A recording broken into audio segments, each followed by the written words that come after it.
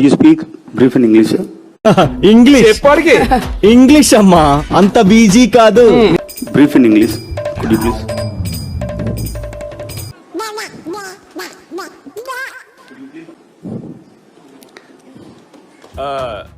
ఇదొక హఠాత్ పరిణామం, ఎవరు ఊహించనటువంటిది. ఇంత పెద్దది ఏం Sir, you said. ఈరోజు కుదిరి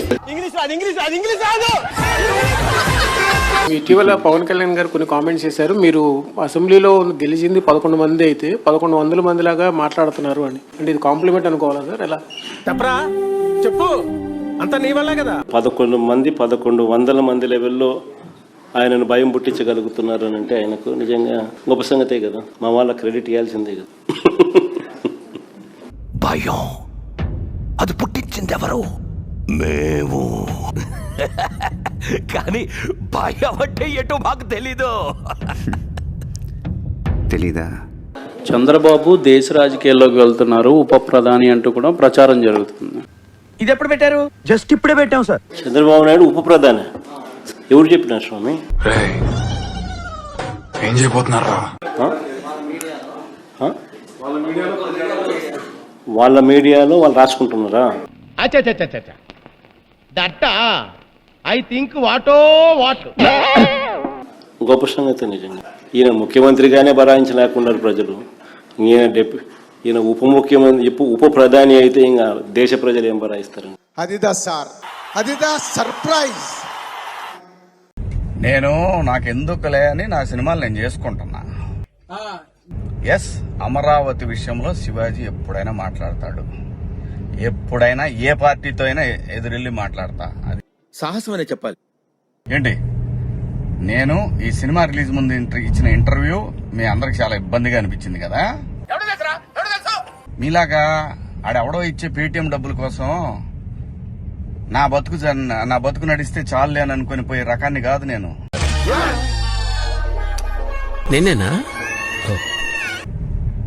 నేను ఎప్పుడైనా మాడతా గురు, ఎవడికి భయపడను.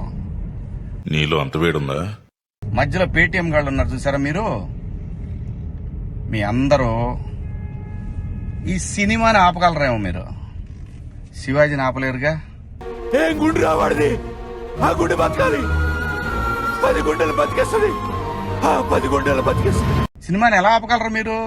మొత్తానికి ట్వీట్లు వేసి ఇన్స్టాలో మీ ఇష్టం వచ్చినట్టు రెచ్చిపోయి సినిమాకి అన్నా నువ్వు అట్లా అనొద్దన్నా. కొంతమంది ఇక్కడ రెగ్యులర్ గా రివ్యూలు ఇచ్చే వాళ్ళతో రాపిచ్చేసి కింద కామెంట్లు పెట్టిచ్చేసి, ఒకడైతే వాడికి ఒక 100K సబ్స్క్రైబర్స్ ఉంటాడు. సినిమా రిలీజ్ కూడా కాల. ఆశ్చర్యపోయాను నేను. ఏంటి ఏదో తేడా కొడుతుంది అనుకున్నా.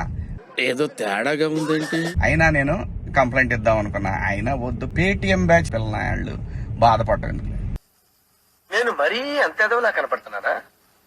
ఓ మాదిరిగా కూడా కనపడలేదా? కానీ రే, అన్ను తగులుకుందాం అనుకుంటే మీ ఓడికే ప్రమాదం, గుర్తుపెట్టుకోండి. జగన్ గారు నా జోలి వద్దు.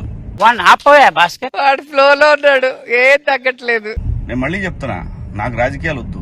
నాకు కావాల్సింది జనం కోసం నిలబడతా. కానీ నేను మాట్లాడుకుందా ఇంక నుంచి. ఎదురు వస్తే జనానికి ఎదురు వస్తే మాత్రం నేను నిలబడతా.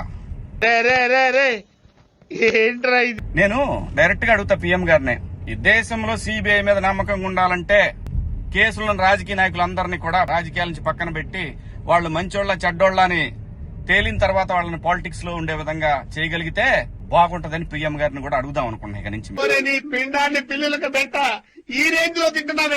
రోజు అడుగుతా. ఇక నుంచి మీకు రోజు నా జోలు రావద్దు.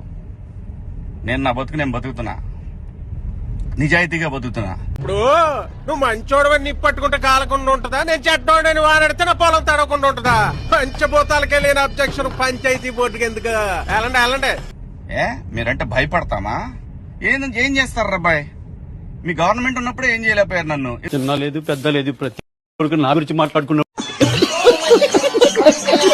పైన నేచర్ ఒకటి ఉందిరా అబ్బాయి. రప్ప ఇవన్నీ బాగుంటాయి వీడియోల్లోనూ వాటిలో చూసుకోవటానికిను. ఎగేసుకొని మనం భుజాన రేపేదో జరుగుద్ది అనిపించుకుంటే. జాతరలో ఏట తలలు నరికినట్టు రప్ప నరుకుతాం.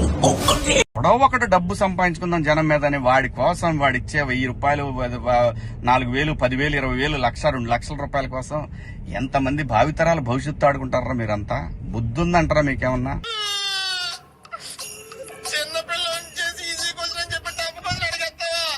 మాట్లాడుకుందారా బాయ్, రేపు నుంచి మాట్లాడదాం మీ నాయకుడి గురించి, మీ పేటీఎం బ్యాచ్ గురించి. ఇంకా ఉన్నారు తీస్తా, ఇప్పుడు దాకా సైలెంట్ గా ఉన్నా నేను. మీరు నా బతుకు దాకా వచ్చారు చూసారా, ఒక్కొక్కటి చూద్దాం, మాట్లాడుకుందాం రా బాయ్. చేసే మూడు ఉత్సాహం సర్వనాశనం అయిపోతాయి.